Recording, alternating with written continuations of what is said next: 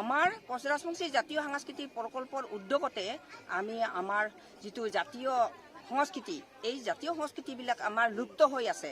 এই লুপ্ত হৈ থকা সংস্কৃতিবিলাক পুনৰ উদ্ধাৰ কৰিবৰ কাৰণে আৰু সংস্থাপন দিয়াৰ কাৰণে আমি এই প্ৰচেষ্টা হাতত লৈছোঁ। আৰু তাৰ বাবে আমি বিনামূলীয়াকৈ গাঁৱে ভূঞে এনেকৈ প্ৰশিক্ষণ দি আহিছোঁ।